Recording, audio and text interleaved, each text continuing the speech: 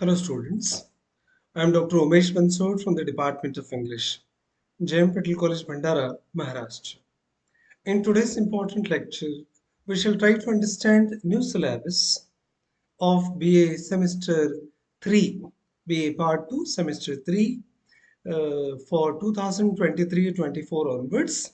The syllabus is based on English literature and prescribed by Rashtrasant Tukadoji Maharaj, Nagpur University, Nagpur. 2023-24 से आगे चलने वाले syllabus के लिए जो बीए सेमेस्टर 3 माने बीए पार्ट 2 का थर्ड सेमेस्टर जो है उसके लिए जो सिलेबस प्रिस्क्राइब किया गया है इंग्लिश लिटरेचर का उसको हम समझने का प्रयास करेंगे। Rashtrasant Tukdoji Maharaj Nagpur university bachelor of arts English literature BA part 2 third semester के लिए ये सिलेबस प्रिस्क्राइब्ड है। जिस टेक्स्ट बुक को आपको पढ़ना है literatures in English of the 18th century. B part 1 में आपने 17th सेंचुरी को समझने का प्रयास किया। Now this year we shall try to understand 18th century, its literature, culture and many other inventions. This syllabus is to be implemented from the session 2023-24 onwards. Therefore, this year of implementation is important for you. Again, theory marks will be for 80 marks and internal assessment will be for 20 marks. तो 80 marks का theory paper आपको लिखना है और 20 marks आपके internal assessment के लिए होंगे। टेक्स्ट जो प्रिस्क्राइब्ड है वो selections from literatures in English of the 18th and 19th centuries. ये टेक्स्ट बुक आपको आपके पास रखना पड़ेगा जिसके चीफ एडिटर डॉक्टर प्रांजलि काने हैं और बाकी other people also are involve in this creation. University के जो इम्पोर्टेंट कोर्स आउटकम्स है वो भी समझ लेते हैं। स्टूडेंट्स को जनरली इन कोर्स आउटकम से लेना देना नहीं होता। जनरली स्टूडेंट इसको जानना नहीं चाहते, पर आपको ये जानना भी ज़रूरी है कि जिस सिलेबस को जिस कोर्स को हम पढ़ने वाले हैं उसके आउटकम्स क्या है, उससे क्या फ़ायदा होने वाला है, कौन सी चीज़ें हमें समझ में आने वाली है।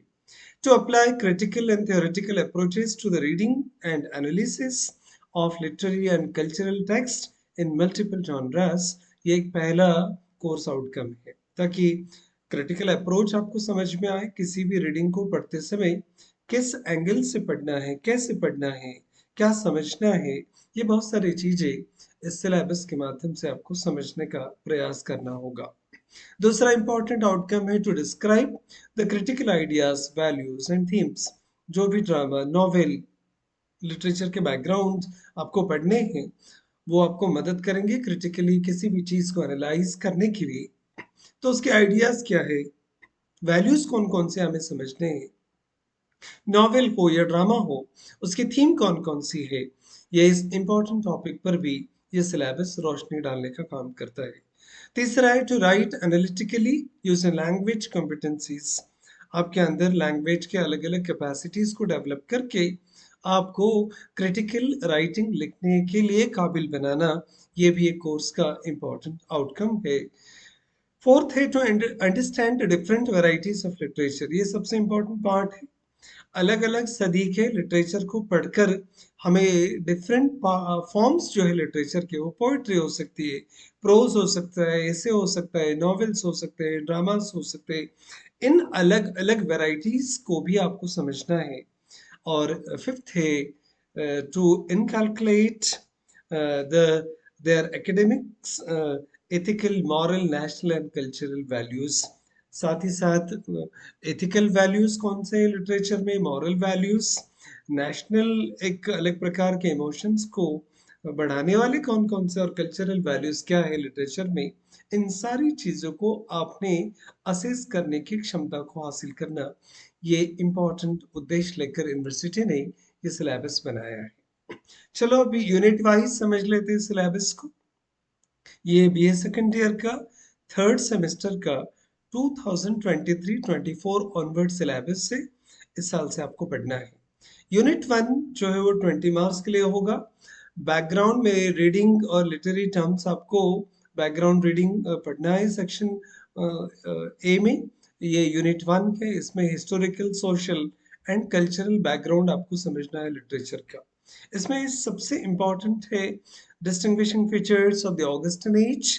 1700 से लेके 1745 का इरा जो है उसे हम ऑगस्टन एज के नाम से हम जानते हैं। इसके पहले हमने एलिजाबेथन एज की, जैकोबियन एज की बात की। अभी हम ऑगस्टन एज को समझने का प्रयास करेंगे। तो इस ये कौन सा दौर है, इस दौर में क्या क्या उथल पुथल हुआ, इंग्लिश लिटरेचर में कौन कौन से अलग अलग लिटरेरी राइटिंग्स पब्लिश हुए, और इसके इस एज के इम्पोर्टेंट फीचर्स कैरेक्टरिस्टिक्स क्या है, इसको हम जानने का प्रयास करेंगे। The second part will be to understand distinguishing features of the age of sensibility. 1745 Augustine इरा जैसे ही खत्म होता है तो 1745 से लेकर 1785 का जो एज है इसको हम एज ऑफ सेंसिबिलिटी के नाम से जानते हैं। We will try to understand the different features, important features of this age as well. तीसरा इम्पोर्टेंट पॉइंट है जिस रेवोल्यूशन ने सारी दुनिया को प्रभावित किया, इन्फ्लुएंस किया, उस फ्रेंच रेवोल्यूशन को, उसके परिणामों को, स्पेशली इंग्लिश लिटरेचर में उसके क्या क्या इन्फ्लुएंसेस देखने को मिले और सारी दुनिया को इसने कैसे प्रभावित किया, ये एक इम्पोर्टेंट टॉपिक हम समझने का प्रयास करेंगे बैकग्राउंड पोर्शन में। फोर्थ एक पार्ट है distinguishing features of the 18th century romanticism. 17th-16th century में रोमांटिक आइडियाज को, रोमांटिक पोएट्स को हमने समझा है। 18th सेंचुरी में कौन कौन से रोमांटिक पोएट्स है, रोमांटिसिज्म की आइडिया क्या है, ये हम सभी, और इसके अलग इंपॉर्टेंट फीचर्स क्या थे, ये भी हम समझने का प्रयास करेंगे। एक है the industrial revolution in England. 17th century के दहलीज को पार करके 18th सेंचुरी में जब आएंगे तो हमें इंडस्ट्रियल रेवोल्यूशन को समझना है। इंग्लैंड में किस प्रकार से मैनर हाउस कल्चर वगैरह पीछे पड़ते गए, और किस प्रकार से इंडस्ट्रियल रिवॉल्यूशन ने अपनी जगह हासिल कर ली और दुनिया कैसे बदलने लगी। इंग्लैंड में कैसे शुरुआत हुई, फिर बाद में जर्मनी और बाकी देशों को कैसे इंडस्ट्रियल रेवोल्यूशन ने प्रभावित किया। This will be the part of a discussion in this segment. Reason for the rise of the novel in the 18th century. 16th century 17th century के नॉवेल के टॉपिक अलग हुआ करते हैं। 18th सेंचुरी में आते आते थीम्स बदलने लगे इंग्लिश नॉवेल्स के, और 18th सेंचुरी में राइज ऑफ नॉवेल 18वीं शताब्दी में नॉवेल उपन्यास कैसे उभरते गए, इसको भी हम डिस्कस करेंगे। Distinguishing features of the transitional poetry also will be the another important part in the background portion.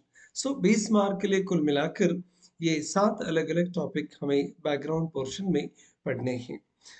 उसी में यूनिट 1 में जो सेकंड सेक्शन होता है बी, सेक्शन बी, इसमें हम लिटरेरी टर्म्स को जानेंगे। इसमें जो कुछ इंपॉर्टेंट लिटरेरी टर्म्स हमें समझने हैं उसमें एपिस्टोलरी नॉवेल, नॉवेल की जो वैरायटी है उसमें हम एपिस्टोलरी नॉवेल क्या होता है वो समझने का प्रयास करेंगे। फिर गोथिक नॉवेल को और हिस्टोरिक नॉवेल को समझेंगे, और फिर the graveyard poetry, periodical essays, the elegy, the ode, इस कुल मिलाकर अलग अलग टर्म्स आपको समझने का प्रयास करना है। तो इसमें पोएट्री, पोएटिक फॉर्म्स और ड्राम नॉवेल की फॉर्म, ऐसे अलग अलग वैरायटी को भी नज़दीक से समझने का मौका आपको मिलने वाला है।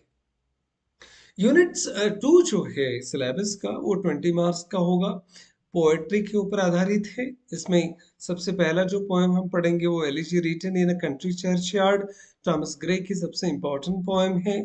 Thomas Gray was an English poet and later writer, classical scholar and fellow at Pembroke College, Cambridge, and he is widely known for his elegy written in a country churchyard, published in 1751। तकरीबन 18वीं शताब्दी के मध्याह्न में प्रकाशित ये कविता है और सबसे फेमस कविता मानी जाती है।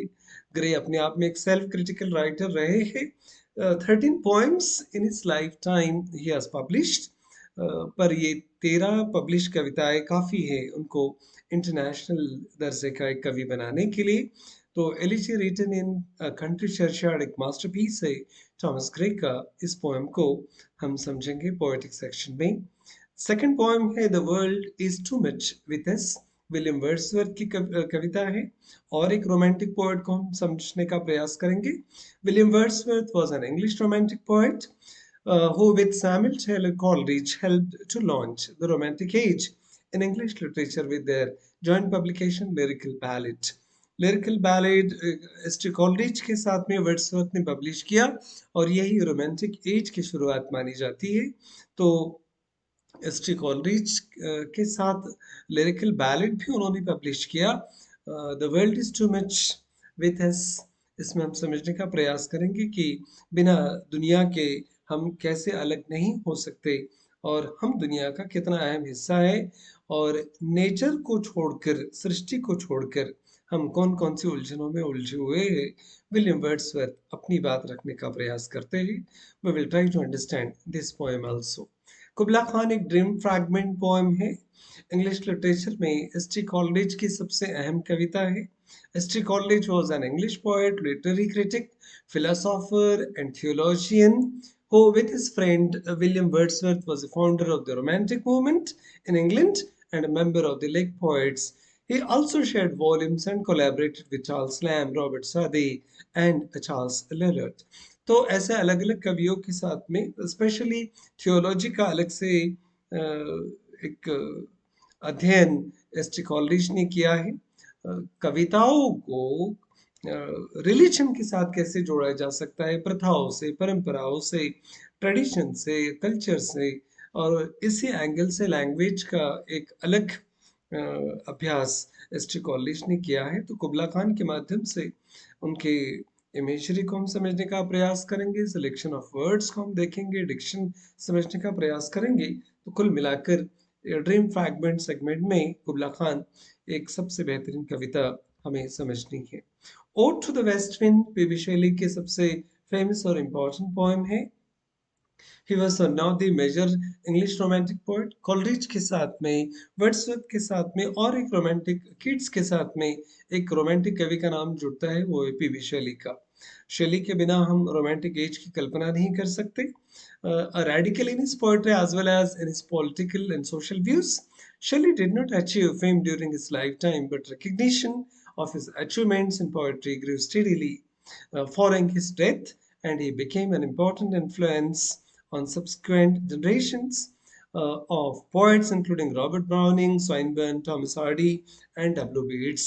उनके जीते जी तो उनको उतने रिकग्निशन, प्रसिद्धि नहीं मिली, पर पीबी शैली ने साबित करके बताया कि वो एक आला दर्जे के कवि है। और ode to the west wind के माध्यम से हम समझने का प्रयास करेंगे शैली क्या कहना चाहते हैं। Ode to the Grecian urn John Keats की कविता है। किट्स अपने आप में एक आश्चर्यचकित कर देने वाले प्रतिभाशाली कवि है। And he was an English poet of the second generation of Romantic poets, along with Lord Byron and P.B. Shelley. His poems had been publications for less than 4 years when he died of tuberculosis at the age of 25. सिर्फ 25 साल की उम्र में John kits इस दुनिया से अलविदा कर गए, पर इतनी कम उम्र में भी इंटरनेशनल दर्जे की कविताएं, ओड्स उन्होंने लिखे हैं। तो ode to the Grecian urn में जॉन किट्स की प्रतिभा को भी नजदीक से समझने का मौका हमें मिलने वाला है। She walks in beauty Lord Byron की कविता है।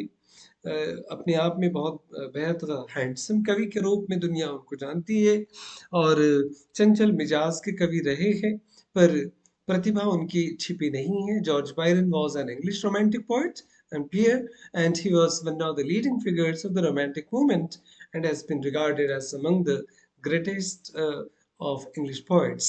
इंग्लिश लिटरेचर के रोमांटिक कवियों के रूप में जितने महान कवि है, लॉर्ड बायरन में भी वो प्रतिभाएं बखूबी दिखाई देती है। तो पोएट्री सेक्शन के बाद में आपको एक नए वैरायटी को समझना है लिटरेचर के, जो नॉवेल है। नॉन डिटेल स्टडी के लिए प्राइड एंड प्रेजुडिस नामक ड्रामा नॉवेल है जेन ऑस्टिन का।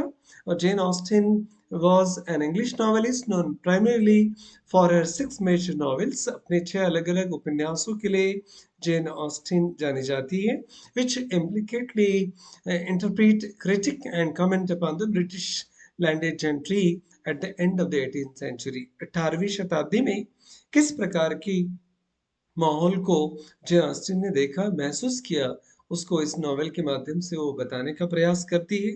Pride and prejudice is an 1813 novel, 1813 में पब्लिश हुआ। तो तकरीबन 19वीं शताब्दी की शुरुआत है. And novel talks about the manners by Jane Austen. And the novel follows the character development of Elizabeth Bennet, the protagonist of the book, who learns about the repercussions of hasty judgments and comes to appreciate the difference between superficial goodness and actual goodness. 18वीं 17वीं शताब्दी की हम बात करेंगे तो pomp and show का एक समय रहा है. दिखावे का एक कालावधि है. लोगों ने झूठी जिंदगी जीने का प्रयास किया. तो सतह पर दिखने वाली अच्छाइयाँ और सच्ची में होने वाली अच्छाइयों के भेद को स्पष्ट करता हुआ एक नॉवेल है. तो इस नॉवेल के माध्यम से हम 18th सेंचुरी के अलग अलग कल्चर्स को, ट्रेडिशंस को भी समझने का प्रयास करेंगे. यूनिट 4 जो है वो 20 मार्क्स के लिए ड्रामा है. डिटेल स्टडी के लिए आपको पढ़ना है. She stoops to conquer Oliver Goldsmith का ड्रामा है.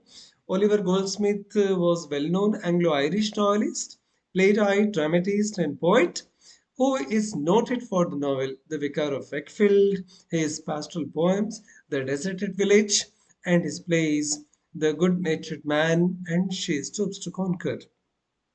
अपने अलग अलग प्रतिभा संपन्न फील्ड्स के लिए वो जाने जाते हैं.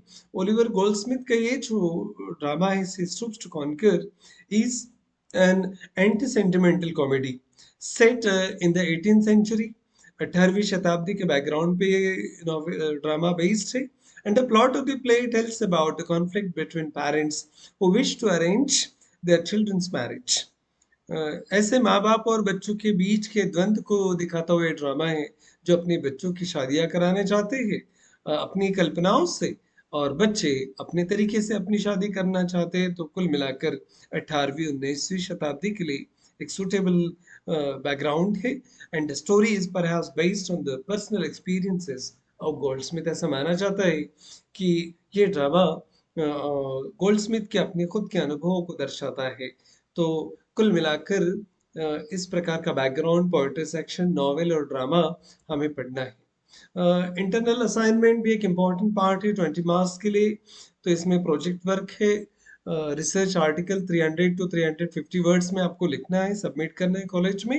एंड इसमें कुछ टॉपिक्स आपको कवर करने हैं आपके रिसर्च आर्टिकल में. इसमें डॉक्टर सैमुअल जॉनसन की dictionary, the preface to lyrical ballad by Wordsworth and Coleridge, the poetry of Shelley, Keats, and Byron, women novelists of the Romantic Age, Gothic novels, with special reference to the women in white, Adam Smith's The Wealth of Nations, and the literature of Bronte sisters. ऐसे कुछ topic आपको cover करने हैं जिसके आधार पर आपको एक project work internal assignment के लिए सबमिट करना होगा. वाइवा वोस तो 5 मार्क के लिए है ही. ऑनलाइन सर्टिफिकेट कोर्स एक्सपेक्ट करती है यूनिवर्सिटी आपसे जो लिटरेरी अप्रिसिएशन में आपको करना है. 5 मार्क्स इसके ऊपर आपको रहेंगे. तो कुल मिलाकर ये इंटरनल असेसमेंट टू 20 मार्क्स का आपका बनता है. जो कुछ इंपॉर्टेंट बुक्स है यूनिवर्सिटी आपको रिकमेंड करती है, M H Abrams the mirror and the lamp है, the rise of the supernatural fiction है, English literature the romantic age है, the romantic ideology by Jerome है, glossary of literatures by M H Abrams है, और the romantic imagination by C Bowra. ये कुछ किताबें जो आपके कलेक्शन में लाइब्रेरी में होनी चाहिए, जिसको एज एडिशनल स्टडी आपको पढ़ना है. क्वेश्चन पेपर का पैटर्न आप सेमेस्टर 1 के एग्जाम दे चुके हैं, सेमेस्टर 2 के एग्जाम दे चुके हैं, तो आपको बखूबी क्वेश्चन पैटर्न पता है. फिर भी क्वेश्चन नंबर 1 जो है वो बैकग्राउंड पर आधारित रहेगा, रीडिंग एंड लिटरेरी टर्म्स के ऊपर. 3 शॉर्ट आंसर क्वेश्चंस आएंगे, 6 में से 3 आपको सॉल्व करने हैं 75 वर्ड्स में, बैकग्राउंड पर आधारित होंगे. 5 मार्क्स के 3 क्वेश्चंस, तो 15 मार्क्स यहाँ कवर होंगे. और सेक्शन बी लिटरेरी टर्म्स के ऊपर है, वेरी शॉर्ट आंसर क्वेश्चन से आपको 5 सॉल्व करने हैं 7 में से, 5 आउट ऑफ 7, 2-3 लाइन्स में ही आंसर लिखने हैं. 1-1 मार्क का क्वेश्चन है तो 1/5, कुल मिलाकर 5 मार्क्स. और 15 शॉर्ट आंसर क्वेश्चन के मार्क्स, तो 20 मार्क का यूनिट 1 का क्वेश्चन 1 ए और बी होता है. क्वेश्चन 2 जो है वो यूनिट 2 के ऊपर आधारित है. पोएट्री सेक्शंस की जो अलग अलग 7 पोएम्स हमें पढ़नी है इस बार, उस पर आधारित एक क्वेश्चन होगा. लॉन्ग आंसर क्वेश्चन आएगा, 200 वर्ड्स में लिखना है. पोएट्री सेक्शन के ऊपर आधारित है, दो में से कोई भी एक सॉल्व करना है तो टोटल 10 मार्क्स इसके ऊपर होंगे। टू शॉर्ट आंसर क्वेश्चंस लिखने हैं और ये भी लॉन्ग आंसर क्वेश्चन है पर 100 वर्ड्स में आपको लिखने हैं। 200 word very long answer question है। तो कुल मिलाकर 5 मार्क्स के 2 क्वेश्चंस होंगे, तो ये यूनिट भी आपका 20 मार्क्स का बनता है। थर्ड यूनिट जो है प्राइड एंड प्रेजुडिस, जो जेन ऑस्टिन का नॉवेल हम पढ़ने वाले हैं, उसमें 4 शॉर्ट आंसर क्वेश्चन है 100 वर्ड्स के और 5 मार्क्स के 4 क्वेश्चंस रहेंगे, तो 20 मार्क्स नॉवेल पर कवर होंगे। यूनिट 4 जो है वो ड्रामा के ऊपर आधारित रहेगा, 20 मार्क्स इसमें रहेंगे। She stoops to conquer Oliver Goldsmith का ड्रामा हमें पढ़ना है और 2 लॉन्ग आंसर क्वेश्चंस रहेंगे जो आउट ऑफ 3 आपको सॉल्व करने हैं, 200 वर्ड्स में लिखने हैं। सेक्शन ड्रामा रहेगा, तो 2 क्वेश्चन 10-10 मार्क के, तो 20 मार्क्स का ड्रामा आपका कवर होगा। तो कुछ इस प्रकार के सेटअप में आपको इस सिलेबस को समझना है। This syllabus will definitely help you to plan your next road map for this semester. Semester third में एग्जाम की प्रिपरेशन करने के लिए ये डिस्कशन आपको डेफिनेटली हेल्प करने वाला है। This video is also available on YouTube at Grammar Planet by Dr. Umesh Bansod. Thank you very much for watching this video, and let us meet in the other classes as well in the coming session. Thank you very much.